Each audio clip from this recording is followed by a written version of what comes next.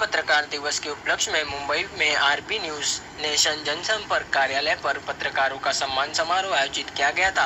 हिंदी पत्रकार दिवस पर मेट्रो दिनांक के प्रधान संस्थापक दीनानाथ तिवारी जी, सत्यप्रकाश सोनी जी, विनय दुबे जी, राजन मिश्रा जी, प्रवीण राजगुरु, रवि गौड़ी जी, डॉक्टर DS तिवारी जी, चंद्रप्रकाश यादव जी, अरविंद दुबे जी, मनीष शुक्ला जी और इस कार्यक्रम में विभाग के भाजपा नगर सेवक विनोद मिश्रा, शिवसेना नगर सेवक आत्माराम चाचे, राष्ट्रवादी कांग्रेस के नेता वैभव भरड़कर सहित अन्य मान्यवर भी उपस्थित रहे।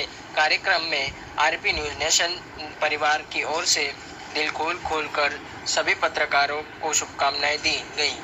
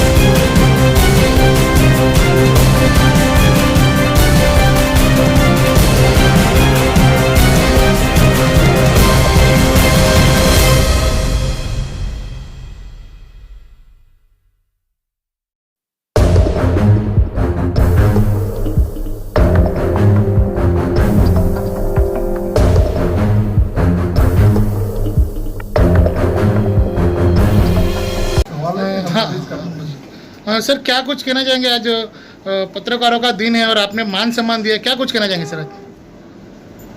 आज पत्रकार दिवस के उपलक्ष्य में आरपी न्यूज नेशन द्वारा आयोजित पत्रकारों के सम्मान में जो कार्यक्रम रखा हुआ उसमें मुझे उपस्थित रहने का मौका मिला और आज के इस शुभ अवसर पर सभी यहाँ पर जो उपस्थित हैं और आरपी न्यूज नेशन के जितने व्यूवर्स हैं और जो लोग देख रहे हैं, जो लोग नहीं भी देख रहे हैं, उनके माध्यम से मैं सभी पत्रकार भाइयों को बहनों को ढेर सारी शुभकामनाएं देता हूं और ढेर सारी बधाई देता हूं। साथ ही साथ कुछ बातें बताना चाहता हूं कि पत्रकार या मीडिया को अगर सही मायने में बोला जाए तो माध्यम, और ये माध्यम अलग अलग हो सकते हैं। इलेक्ट्रॉनिक मीडिया हो सकते हैं, प्रिंट मीडिया हो सकते हैं, यूट्यूब के चैनल हो सकते हैं, अलग अलग वेब चैनल हो सकते हैं। लेकिन जो माध्यम है, जैसे जनप्रतिनिधि है, जनप्रतिनिधि जनता और प्रशासन के बीच में कड़ी का काम करता, माध्यम बनने का काम करता है। लेकिन मीडिया जो है, जो पत्रकार है, वो चार लोगों में, चाहे प्रशासन हो, जनप्रतिनिधि हो, फिर शासन हो, जनता हो, यहाँ तक कि जो हमारी अदालतें हैं, जो न्यायमूर्ति हैं, उन तक आवाज़ पहुँचाने का काम मीडिया के माध्यम से होता है। तो इतने सशक्त पिलर का आज दिन है, उस उपलक्ष्य में मैं ढेर सारी बधाई देता हूँ। साथ ही साथ सरकार से मांग करता हूँ, हम लोग लगातार मांग कर रहे हैं, कई पत्र लिख चुके, हमने भी पत्र लिखा, देवेंद्र जी ने भी लिखा, लगातार मांग हो रही है कि हमारे करीब सैकड़ों पत्रकार, 120-130 के आसपास जो पत्रकार हैं, जिनकी इस कोविड काल में कोरोना के संक्रमण से डेथ हो गई, तो डायरेक्ट पत्रकारों की डेथ हुई है। अगर हम निकालेंगे उसका रिवर्स जाएंगे कि उनके इन्फेक्शन की वजह से उनको बाहर निकलने की वजह से उनके परिवार का आंकड़ा निकालेंगे तो मुझे लगता है और कोई और ही बड़ा आंकड़ा निकलेगा। लेकिन हमारी बार बार मांग है और अभी भी आज भी इस दिन पे माननीय मुख्यमंत्री महोदय से, माननीय महापौर महोदय से मांग कर रहे हैं कि इनको फ्रंट लाइन वॉरियर्स में शामिल करें। जो फ्रंट लाइन वॉरियर्स के लिए क्राइटेरिया है कि उनको वैक्सीन टाइम पे होना चाहिए, उनको नहीं उनके परिवार वालों को होना चाहिए, क्योंकि दिन भर वो जहाँ पे नेता जाते हैं, जहाँ पे अधिकारी जाते हैं, जहाँ पे डॉक्टर जाते हैं, जहाँ पे नर्सेज जाती हैं, जहाँ पे मेडिकल फैसिलिटी वाले लोग जाते हैं, चाहे मेडिकल स्टोर हो कोई भी, वहाँ हर जगह पत्रकार जाता है। मुझे लगता है कि इससे न सरकार ना वाकिफ़ है, ना ही प्रशासन ना वाकिफ़ है। तो एकदम वैलिड मांग है और इसको तुरंत मंजूर करके इनको तो पहले वैक्सीनेशन करना चाहिए, इनके और इनके परिवार की लाइफ को सुरक्षित करना चाहिए।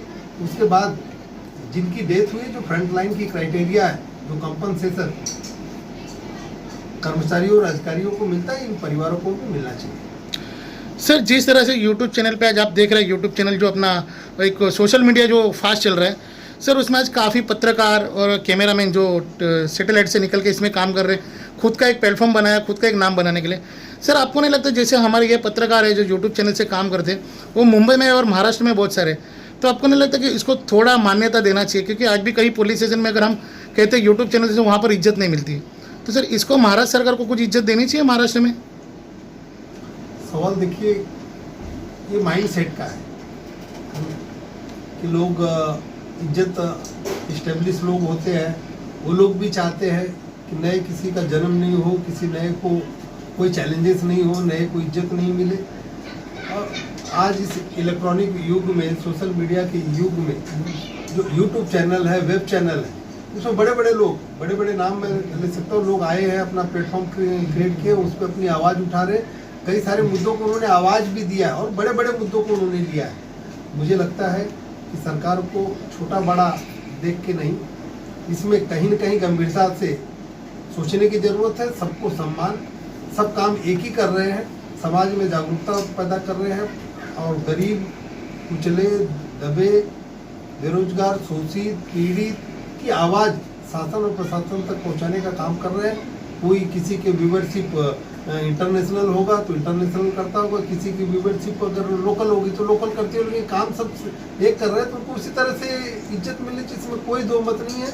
और आप बताएं इसके बारे में डिटेल्स में, जो सरकार के पास आवाज़ उठानी होगी, जो बात रखनी होगी, हम लोग रखेंगे। और सर, आप क्या कुछ कहना चाहेंगे आज के दिन के लिए? आज हिंदी पत्रकारिता दिवस की शुभ अवसर पर आरपी न्यूज़ ने जो आज पत्रकार बंधुओं का सम्मान रखा है, इसका मैं राष्ट्रीय पत्रकार संघ के अध्यक्ष के नाते मैं उनका हार्दिक स्वागत करता हूँ, हार्दिक अभिनंदन करता हूँ। जैसा कि आप जानते हैं कि हिंदी पूरे देश की मणि के समान है। जिस तरह से शरीर में एक जान है, जान की जितनी कीमत है उतनी एक हिंदी का पूरे भारत में सबसे ज़्यादा जाने जाने वाली, बोलने वाली और लोगों को एक के दिल से जोड़ने का जो काम करती है वो हिंदी करती है। आज वो हिंदी पत्रकारिता दिवस का वो दिन है, ये बहुत बड़ी सौभाग्य की बात है। जैसा कि अभी 2 मिनट पहले हमारे विरोधी पक्ष के नेता मनपा के विनोद मिश्रा जी बता रहे थे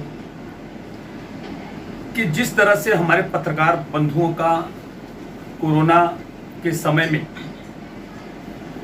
मौत हुई और आज घर से बेघर हो गए, आज इतना बड़ी दुख है, इतनी बड़ी विडंबना है कि आज चाहे केंद्र सरकार हो चाहे राज्य सरकार हो, हर सरकार के प्रतिनिधियों को जब भी कोई छोटी मुद्दा हो, बड़ा मुद्दा हो, उठाने का काम, बताने का काम पत्रकार बंधु करते हैं, मगर आज पत्रकारों के ऊपर कोई ध्यान नहीं दे रहा है। जबकि आप जानते हैं कि जब चाहे नगर सेवक हो, चाहे विधायक हो, चाहे मंत्री हो, सबको कुछ न कुछ राशि मिलती है, पगार मिलता है, उनको वीआईपी ट्रीटमेंट मिलता है। हम वीआईपी ट्रीटमेंट नहीं चाहते हैं, मगर ये चाहते हैं कि ऐसे समय जैसे कोरोना जैसा समय है, ऐसी स्थिति में पत्रकार बंधु हर जनप्रतिनिधियों के साथ में घूमते हैं और लोगों की आवाज उठाने का काम करते हैं, चाहे हॉस्पिटल हो, चाहे शासन प्रशासन, हर जगह जाते हैं, मगर उनकी सुरक्षा की कोई व्यवस्था नहीं। आज जिसकी वजह से रिजवान सिद्दीकी जैसे बड़े बड़े पत्रकारों से लेकर कम से कम महाराष्ट्र के अंदर लगभग 100 से 30 पत्रकारों की मौत हुई है, महाराष्ट्र में, जैसा कि मैं जानता हूं। आज ये बहुत बड़ी वेदना है कि कोरोना के समय में कम से कम 70 से 80% पत्रकार बेरोजगार हुए हैं, नौकरी से उन्हें बैठा दिया गया है। स्थिति बहुत नाजुक है। हर ओर केंद्र सरकार हो, राज्य सरकार सबके ऊपर ध्यान देती है कहीं ना कहीं, मगर पत्रकार स्वाभिमानी होता है। पत्रकार के ऊपर कोई किसी का ध्यान नहीं है कि उनका परिवार कैसे जिएगा, उनका परिवार कैसे चले। चाहे यूट्यूब का हो, अरे यूट्यूब हुआ बड़ा नेशनल चैनल होता है, वो बड़ी आवाज उठाती है। यूट्यूब हुआ तो लोकल समाचार उठाता है। नवभारत टाइम्स से बड़े जो पत्रक हैं वो नेशनल मुद्दे उठाते हैं, साप्ताहिक जो अखबार है वो लोकल मुद्दे उठाते हैं। तो सब पत्रकार ही ना, एक दूसरे को जोड़ने का, लोगों की आवाज उठाने का काम करते हैं। मगर अभी हमारे विरोधी पक्ष के नेता विनोद मिश्रा जी हैं, मैं उनसे विनती करूंगा, आग्रह करूंगा कि ये आवाज हम पत्रकारों का दर्द केंद्र सरकार, जो कि आपकी केंद्र की में सरकार है, ऐसे वहां तक पहुंचाने का काम करें कि जो पत्रकारों को, जिस तरह से उत्तर प्रदेश में मैं योगी सरकार को धन्यवाद देना चाहता हूं, वहां पे पत्रकारों की बड़ी अहमियत दी गई है। वहां पे उनको जो वैक्सीन लगाने का या जो भी है, उनको बराबर सुविधा दी गई है। जहां भी पत्रकारों की ऐसे घर उनकी मौत हुई तो उसके लिए भी राहत दी गई है, उनको राहत दी जा रही है। तो इस स्थिति में केंद्र सरकार के अलावा राज्य सरकार में भी पत्रकारों को सुविधा देनी चाहिए और फ्रंट लाइन में लेना चाहिए। जैसे वैसलीन का मुद्दा हो या कोई मदद राशि हो, क्योंकि पत्रकार स्वाभिमानी होता है, किसी से मांग नहीं सकता, मगर ये जनप्रतिनिधियों का भी काम होता है। जैसे मिश्रा जी है और लोग भी, अभी हमारे बीच में हमारे वार्ड के नगर सेवक सम्माननीय आत्माराम चाचे साहब उपस्थित हैं, उनकी महाराष्ट्र में सरकार है। मैं पुनः उनसे आग्रह करता हूं, मैं अपने शब्दों को पुनः दोहराना चाहता हूं कि जिस तरह से हर जनप्रतिनिधियों को हर सुविधा दिया जाए, वीआईपी ट्रीटमेंट, में वीआईपी ट्रीटमेंट की बात नहीं कर रहा हूं, मगर हमको सुविधा यह दी जाए जैसे वैक्सीन हो, हम हो, तो इससे हमारे परिवार को भी, क्योंकि हम एक दूसरे से टच में रहते हैं।